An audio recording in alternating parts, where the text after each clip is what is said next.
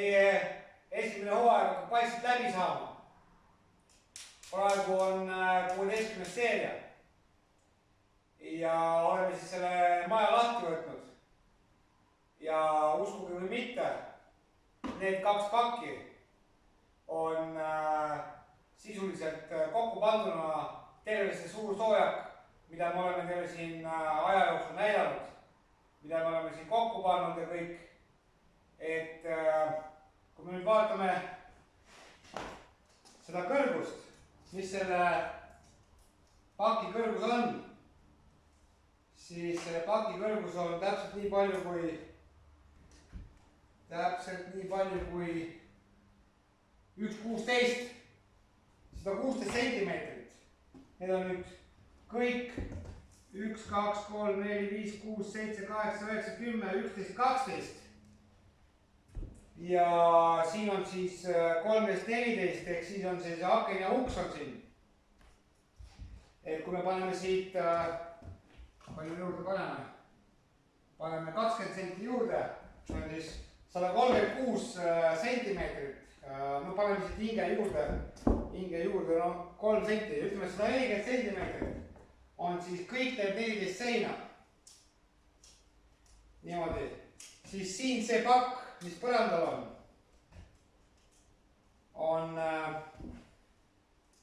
täpselt nii palju kui 60 senti, aga arvestades, et me paneme siia veel 2,5 paksuse, noh ütleme kuni 2,5 paksuse, siis 10 senti, 12 senti tuleb juurde, 72 senti on põrandamooduleid. Ja kui me nüüd need tõstame siia ära, siis siia tulevad veel laemoodulid. Ja laemoodulid on meil siin. Me lihtsalt praegu laemooduleid teeme niimoodi lõpuni, et paneme seda plekki peale ja neid kinnitusvahendeid, kuidas hakkab see plekk siia nüüd kinnituma. Et plekk peaks kinnituma täiesti eraldiseisvalt. Niimoodi, et kui sa seda katust nüüd tarnid, et siis sa ei pea seda plekki seal peal olema, sest plekk peab veits kalde olema. Aga niimoodi, et see plekk peab olema paigaldatav hästi lihtsasti ja eemaldatav hästi lihtsasti. Niimoodi, et kui sa paigaldad, siis sa plekki paigaldad kõige viimasena ja kui sa hakkad seda demonteerima, siis plekki demonteerid kõige esimesena. Ja see peab olema hästi lihtne.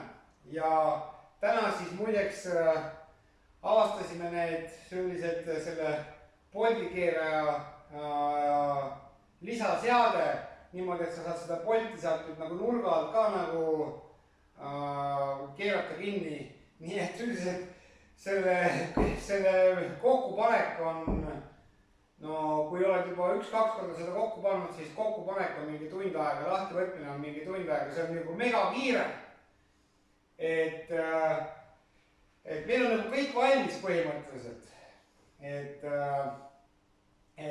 homme, praegu läheme veel tööriistamarketisse, vaatame neid kinnitusvahendeid niimoodi, et see plekk saaks olema, et see kinnitamine saaks olema hästi kiire ja hästi lihtne. Me vaatame veel, mis seal on, mis seal pakutakse, me läheme nagu koha peal improviseerime. Et aga homme peaksime me siit nagu siis välja sõitma. Teate, mis lugu veel on, ma võin teile rääkida. Ma ise olen katoliiklane, eks, ärge hakkake hindama mingisugust, et ma siin rääkisin vahepealt, arvetasin mingit sõnu või mingisuguseid žeste seal, et katoliiklane ei tohiks niimoodi käita, ma tean, et ei tohiks. Palju asju, mida ei tohi ikka tehakse. Et mõelda ei tohi nii ja teha ei tohi nii, ma tean. Aga see ei tähenda, et ma nüüd olen Jumala suhtes üleolev. Aga mis ma ütlen? Kuidas Jumal on tegelikult üldse seda kõike mulle nagu korraldanud on. Et mina tahtsin, et selle soojakute projekt oleks mu esimene. Aga ju siis Jumal niimoodi ei tahtnud, tema tahtis, et see oleks 3. Ja lõpuks organiseerus. Teate, need kõik need asjad, kuidas need paika nagu lähevad, need on juba nagu vahest nagu imelikud ja imelised, eks. Et nüüd siis tuli see moment on ju, et just nüüd on see paras aeg seda majakest tegema hakata, mitte ka siis 2 aastat tagasi. Ja nüüd tegelikult, mis ma tahtsin seda öelda, selle rendiga oli ka täpselt niimoodi, et ma ju rentisin seda ruumi 2 nädalaks. ja ma arvasin, et me arvasime, et me jõuame 2 nädalaga valmis. Ja kujutage ette, ja selle ruumi rendi me saime ka täpselt niimoodi, et senikaua, kui ta ei leia siia püsirentniku. Et esimene alguses oli kokkulepe, et 2 nädalat. Ja siis nüüd juhtus niimoodi, et me 2 nädala sisse ei mahtunud. Siis me võtsime nädal aega juurde, nädala sisse ei mahtunud ja nüüd ta leidis endale rentniku. Nii et esmaspäevaks, ma ei tea, mis kuupäevast esmaspäev on. Täna on 1. august, ehk siis 3. augustist ta leidis endale siia rentniku. Ja nüüd niimoodi, et me tegelikult mahtusime graafikusse niimoodi, et homne päev nagu saamegi siit reaalselt nagu välja minna. Nii et see on nagu, et asjaolude kokkulange, mõni nimetab seda asjaolude kokkulangemiseks, mina nimetan seda Jumala abiks on ja, et kogu aeg on nagu, et kõik asjad nagu kuidagi lähevad, juhtuvad nii, nagu nad juhtuma peaksid, et või siis nagu Jumala siis nagu selle heakskiidu pealt, eks, et mina nimetan seda Jumala heakskiiteks, et siis kõik asjad juhtuvad nii nagu omal ajal, et siis kui peab juhtuma, et siis kui peab see asi nagu valmis saama, eks, et siis las nad toimivad nii, nagu nad on. Et kujutage ette nüüd, et just täpselt homme saame valmis ja just täpselt homme oleme valmis välja kolima ja just täpselt homme me peamegi siit välja kolima, kuigi me arvestasime, et 2 nädalat tagasi pidi olema see asi nagu valmis. Et tänu Jumalale, kõik saab korda. Et muidugi vahest närveerid niimoodi, et küüned lähevad, et kuidas me nüüd hakkama saan, aga näed, vahest peab usaldama Jumalat ja kõik saab. Pärast me siis mingi hetk näitame teile, kaua aega võtab see kogu selle värgi autosse panemine, et see, me näitame homme päev, kaua see võtab aega. Üksinda päris ei saa seda kokku panna tõesti, sest et ütleme, et see lagi muutus raskemaks, oluliselt raskemaks, üksinda ei pane, siis põrand on raskem, üldiselt mingisugune tonn 100 kaalu kogu see konstruktsioon, eks. Et tööriistadeks on siin, mis sul vaja on.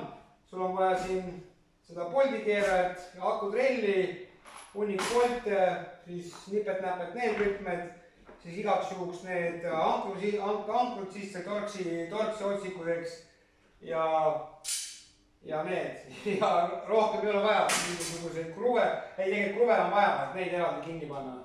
Et neid ääreliistud, ma ei ole veel välja mõelnud, kuidas me need ääreliistud. Tegelikult ma mõtlesin, et võiks neid ka lahedate klambritega panna, et oleks mugav nagu enne.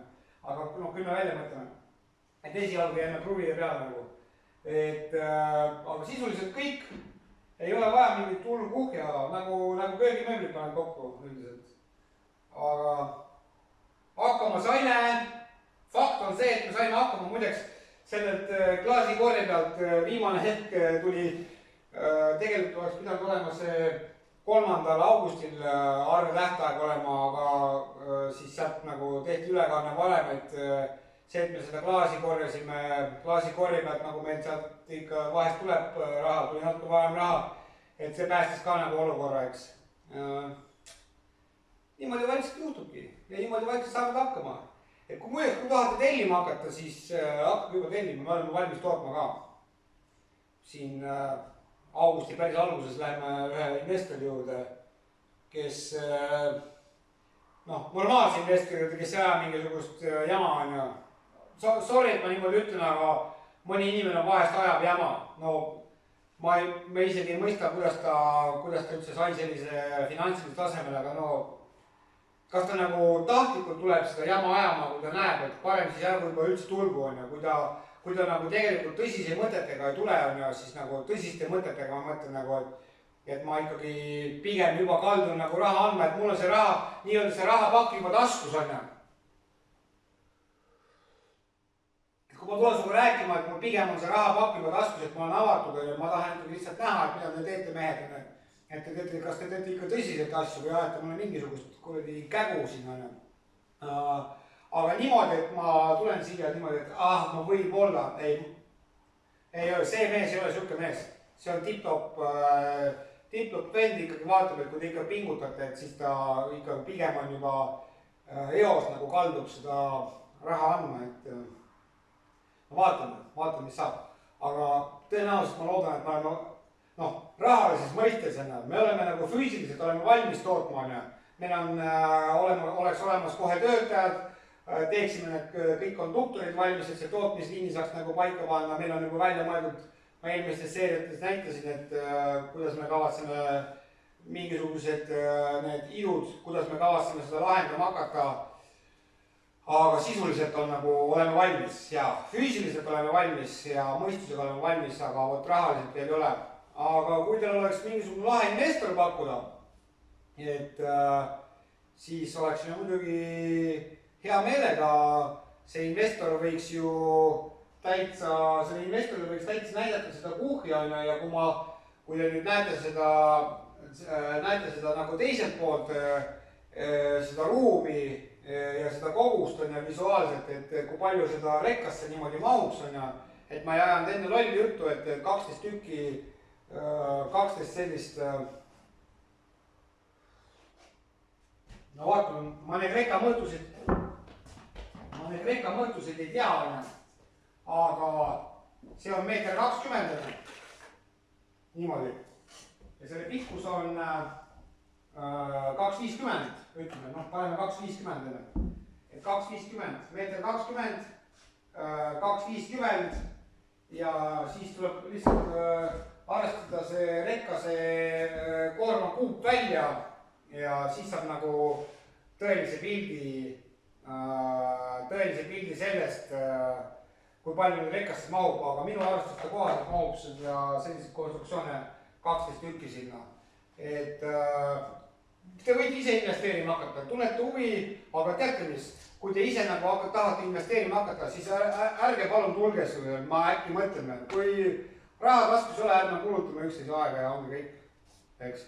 Aga sellest, küll me sinna normaalse diili me kindlasti leiame, siis muidugi, kui te olete kaldus raha andma, et siis me muidugi räägime kõigest, kuidas on võimalik seda rahaks teha, kõike seda äriprojekti.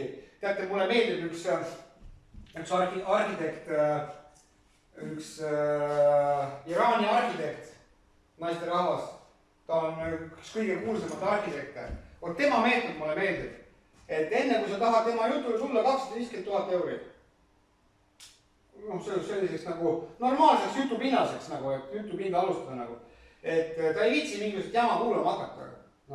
Tahad tulema rääkima, mida meie muidugi sellisel tasemel ei ole, aga me jõuame sinna tasemele. Et tahad tulla minuga rääkima 250 000, palun kanna üle. Kui sa lähed mingisuguse lolli jutuga siit välja ja midagi ei telli, siis seda 250 000 sa tagasi ei saa. Aga kui sa ikkagi tahad nagu tellida ja seda tööd on, siis läheb see selle projekti nagu arvesse, sest et tema nagu töid nagu tuntakse, millest ta võimeline on, seda teatakse, et ta on piisavalt tuntud inimene, eks, ja sellepärast nagu ta ei taha, et tema aega kulutatakse. Normaalne asi tegelikult, väga normaalne asi. Ma isegi mõtlesin, et peaks oma telefoninumbri ka tasuliseks tegema. Et kohe nagu inimene helistab, kuule 5 minti, et siis see minut on 5 €, siis igasugused mingisugused, et kes need on, et seal teevad mingid ravimireklaame, mingisugust asju, siis nad ei hakka sinna helistama, et vaatad, okei, et 5 € on minut, et ma ei hakka tal helistama. Siis vahest on mingid lambikõned tulevad, et kõik need inimesed, keda sul tegelikult vaja ei ole, kes tegelikult sinuga tahab mingit jama ajada, polegi vaja nendega rääkida. Aga need, kellega nagu tahad rääkida, et need siis ei ole need inimesed, kes sa määrad nagu, kelle sa määrad nagu, et saavad sinuga nagu tasuta rääkida, et siis need räägivad. Muidu siis ajakulu pidev käib mingisugune helistab mingi vend. Praegu on see okei, aga mingi hetk hakkab see, mingi hetk läheb see üle piiri nagu. Et võib-olla natukene üle olev mõtlemine, aga ma olen aru saanud, keegi mulle selgitas ja ma võtsin selle kohe omaks ja sellepärast ma olen aru saanud, et ajavargus on ka vargus. Näiteks seal keegi töö juures suitsetab, või siis tööd ei tee, ütleme seal mingi töö ajal mingi pausid välja pandud, tööd ei tee, et see on ju tegelikult ajavargus, tegelikult see on otsene rahavargus, sellepärast et sa ju maksad talle, tema mõtleb, et ma ainult siis natuke puhkan, aga arvestame nüüd 10 minti suitsu, et palju see 10 minti nüüd minule kui tööandjale maksis, on ju. See on tegelikult karm värk, on ju. Ma mäletan, ma kuskilt raamatust lugesin, et Henry Ford tegi WC-poti, tegi kalde all, on ju. Et inimene ei saanud WC-poti peal ei läheks nagu istuma ja puhkama, on ju, et siis nagu ebamugav istuda, et ta parem ei lähe sinna. Et see on nagu suht karm tegelikult, on ju. Aga noh, suht karm suhtumine, eks, aga tuleb nagu mõelda, et kas seda karmi suhtumist on vaja või ei ole vaja. No ma ei tea, ma ise olen ka muidugi, kui kellegi juures töötanud seal jalg üle põlve oodanud, aga mitte siis, kui tööd on vaja teha. Ma mõtlen näiteks, kui ma olen hariduselt kokk, eks, et kui ikkagi kokatööd, kui ikka tööd on vaja teha, siis ma ikkagi tegin, et ei olnud niimoodi, et seal mingisugune klient ootab tellimust, ma seal istun, noh, ma ei suitseta, aga ma niimoodi visuaalselt näitan, et tovitan seal või joon kohvi seal, et midagi ei viitsi teha, et ei, niimoodi sihukest asja pole olnud. Või kui ma laos töötasin samamoodi, et kui ikkagi oli vaja tööd teha, siis töö tehtud, aga ma nägin, et tööd ei ole, siis ma võtsin selle pausi, siis on nagu arusaadav, aga näiteks ehituse peal on vaja kogu aeg rassida, seal ei ole sihukest asja, et võtad ja puhkan. Aidake mul saada siis oma investeeringutega suurettevõtjaks, suurimaks Eestis, vähemalt Eestis, et mina hakkan kindlasti normaalselt palka maksma. Mina hakkan niimoodi normaalselt palka maksma, et kui ma ütlen, et sina oled vallandatud, siis laksutavad töölt läinud ka, sekundi pealt. Mingisugust ei ole, siis teised kardavad. Ja ka palk on nii normaalne, et inimesed hakkavad kartma seda palka kaotada. Aga ma olen valmis maksma ka. Sest ma saan aru, et palk on kõige parem motivaator. No ameerikalik nii-öelda, noh, seda nimetatakse ameerikalikuks suhtumiseks, on niimoodi, et kui inimene on ikka mingid aastad ära töötanud, siis ta saab osakuid osta või siis aktsiaid osta või siis talle määratakse aktsiaid, siis ta hakkab ka dividende saama, eks. Et see on normaalne suhtumine. See on õige suhtumine. Et mulle samuti meeldib, ma lugesin kunagi raamatut 21 maailma halvimat otsust äris ja 75 parimat, et siuke pikk nimetus oligi. Et seal oli siis erinevaid variante, mis mul meelde jäi, mingi õmblustöökoda oli, eks. Põles maha, see oli mingi võib-olla 1920 või no mingi umbes sinna vaanti. Ja siis see tööandja maksis inimestel palka edasi. Maksis inimestel niimoodi palka edasi, et nii kaua kui nad tööd ei olnud, on ju, ta maksis palka edasi, noh, võib-olla natuke vähem, on ju, aga ta otsustas, et ta ehitab selle õmblusseki uuesti ülesse ja võttis need inimesed sinna tööle niimoodi, et noh, kes suutis nagu panustada, mida ta suutis sinna nagu panustada sinna sellesse uuesti üles ehitamisse, et nad kõik siis kollektiiviga nagu ehitasid ülesse ja kujutage ette nende töötajate suhtumist. See on nagu mega. Ja meie ettevõte tahab ka olla nendes otsuste vastuvõtmises siuke selline, et ikkagi töötaja ei tunneks ennast kui ori või siis et töötaja tunneks ennast ikkagi sellise mingisuguse suure asja ülesehitamise meeskonna liikmena. Et seda on raske, seda saab raske olema, aga küll me õpime ära seda, meil üldse ei heiduta. Raske, väga hea, ülesanne on väga hea, kui on raske, siis on hea. Ei oska, õpime ära, arvate, et ma oskasin seda teha, ma pole kunagi niisugust asja teinud. Aga päris ilus näeb välja isegi kokku pakituna. Oleks teid peaaegu ilma jätnud peallaadimise vaatamise naudingust. Panin juba 3 tükki peale, siis tuli meelde, et ma pean meestega näitama. Või siis klientidele. Aga point on selles, et meil on madaldatud, meil ei ole see standardne suurus, kaubiku suurus. Et sellepärast ühe korraga kõiki viima ei mahu. Ja noh, viime 2 korraga, aga sisuliselt ma näitan teile selle pointi ära. Mõõdud ma teile ütlesin nii, et kõik läheb hästi.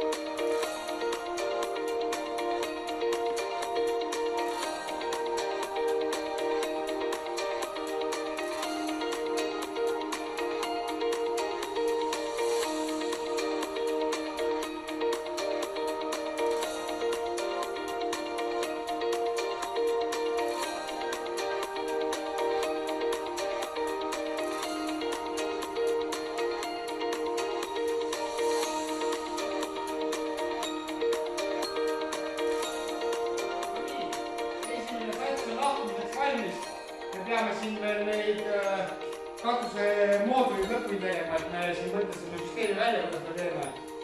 Ka samamoodi tuleb niisugune banaalselt lihtne, peab ikka eriti nagu kahe vastu päeva olema, et nagu mitte kokku suuta panna. Muidu oleme esimeseks käikuks valmis. Näitame teise käigu ka teile.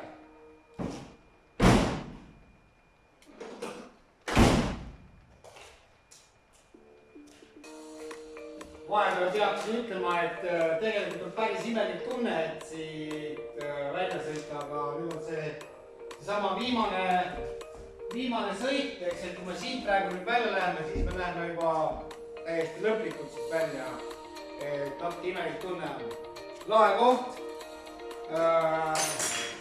koht, tundus nagu töö mõistes, tundus nagu niisugune hubane ja lahe, kui tahate midagi endale mingisugust tööruumi rentida, tulge Harpi Investi Kalmeri juurde ja tema käest küsige, et tal on siin head kohad. Mulle see koht meeldis, aga kontorist tunnen ikkagi puudust. Aga nüüd me läheme viimase pealaadimisega, ma näitame, palju see tuleb.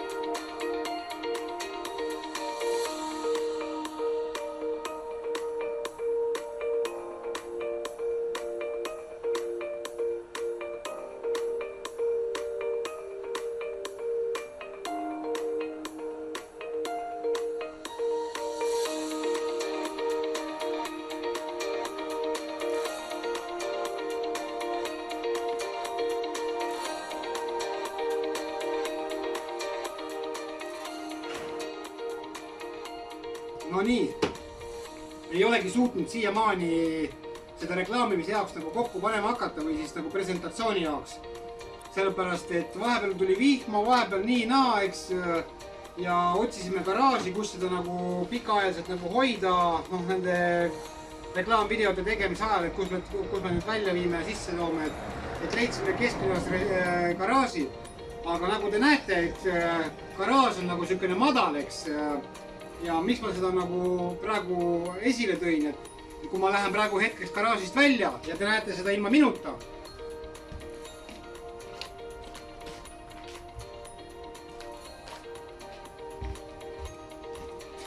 siis ilma minuta siin garaažis näeb see nagu palju mahukam välja, aga kui te nüüd näete, et see lagi on nii madal, et siis tegelikult see majake ei võtagi nagu üldse ruumi. Aga seniks siis selle video tegemisena, nagu näete, kõik ei lähe nagu plaanipäraselt, see on nagu uskumatu, et muideks, vahepeal sündis ju laps ka, sellepärast ka ei tulnud ju see võimalik selle video tegemine, et kujutage ette, et poiss sündis mul täpselt kell 8. augustil ehk siis 8.00 08.08.2020, et ma olen nüüd veel väga õnnelik isa ka, et noh, mõtled, et kui senikaua kui haiglas olid, et ei saanud seda kokku panna, kogu aeg oli mingisuguseid takistusi, eks. aga küll me nendest, nagu ma olen varem öelnud, küll me nendest takistustest kõigist üle saame, et neid see üldse ei heiduta. aga seniks siis ma ei tea, kas nüüd tuleb 18 või 19 seeria. No millal ma mõtlen, et millal me saame seda reklaami jaoks nagu kokku panema hakata. Aga iseenesest reklaamikohad on nagu valmis. Üks on see Pikksilma parkla, see on see Reidi teel, siis me paneme ühe korra kokku selle tuuliku puidu juures, siis panen minu hoovis kokku, et ma näidan, sain ühe ühistu esimehesega kokkuleppele, et minu maja siis kõrvalhoovis paneme kokku ja sinna me jätamegi ta kokku panduna tõenäoliselt. Et siis tekitada sellist olukorda, et hakkame seal nagu seda juba rendile andma ööbimiseks, eks. Aga seniks siis järgmiste kordadeni.